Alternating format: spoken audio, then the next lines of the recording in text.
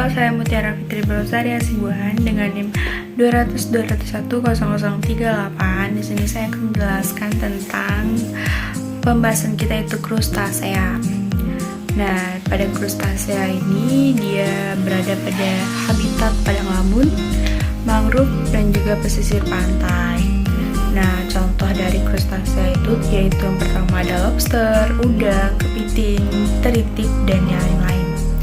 Nah, makanan yang dikonsumsi oleh krustasea itu dia seperti pemakan detritus, rimpang daun lamun, terus juga molluska, polychaeta dan alga. Nah, di sini kita akan membahas tentang udang windu, udang faname, kepiting bakau, dan juga udang ketar. Oke. Yang pertama itu ada udang windu. Nah, di sini masuk pada klasifikasi morfologinya dengan filum Arthropoda, kelasnya Krustasea, Ordodecapoda, famili Panaidae, genusnya Paneus fabricus 1798, dengan spesiesnya contohnya itu Paneus monodon. Nah, pada udang windu ini teman-teman, persebaran distribusi udangnya meliputi dari Indo-Pasifik Barat dengan benua Afrika, Asia Barat, Asia Tenggara, Asia Timur, dan juga Australia dan Papua Nugini tentunya. Nah,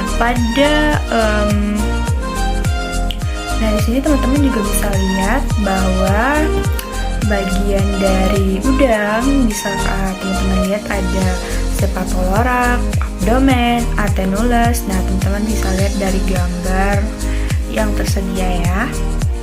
Selanjutnya, bagaimana sih kondisi fisiologis yang ada di kondisi hiperosmotik ini? Dia melakukan kerja osmotik yang sangat tinggi.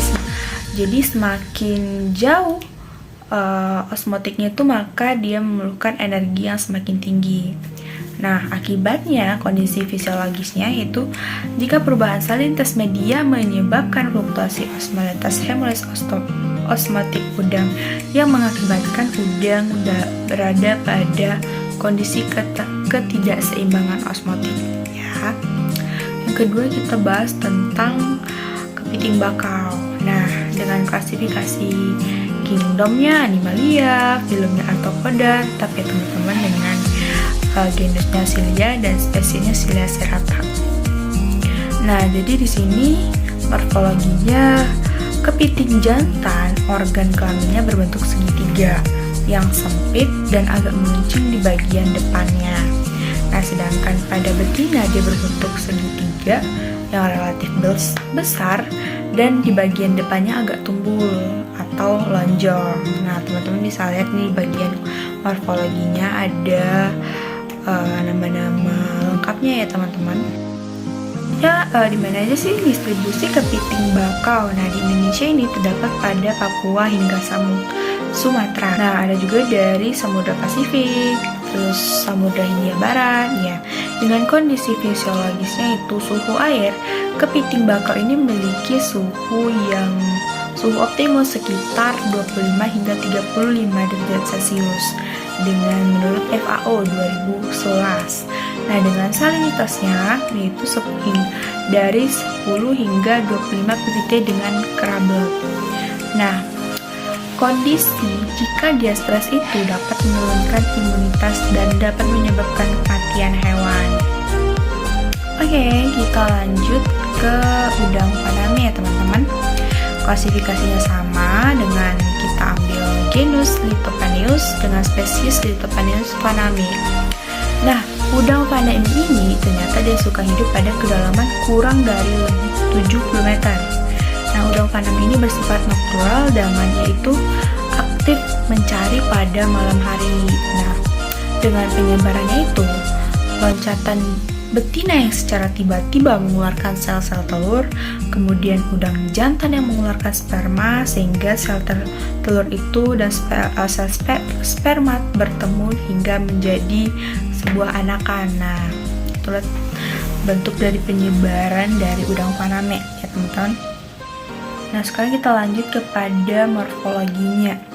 Dengan bentuknya tubuhnya berbuku-buku, aktivitas berganti kulit luar atau ekskoleton secara periodik. Nah, disebut juga dengan molting.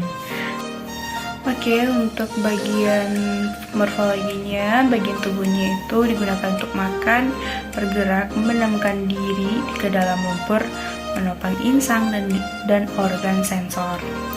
Nah, jadi ketika dia molting udang ini, dia molting dikarenakan dari hormonnya dan juga pertambahan dari besar tubuhnya, sehingga dia akan melakukan molting, teman-teman.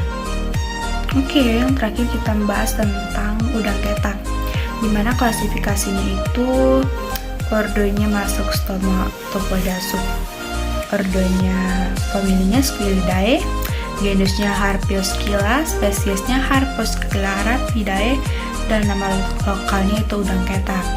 Dengan morfologinya disebut udang mantis karena karakteristiknya mirip dengan belalang sembah atau mantis. Ya, dengan nama lainnya udang mantis adalah udang lipan, udang mentada, udang eko, udang ronggeng, dan udang belalang. Nah, pada kondisi fisiologisnya itu bisa dikatakan sama ya dengan udang-udang lainnya.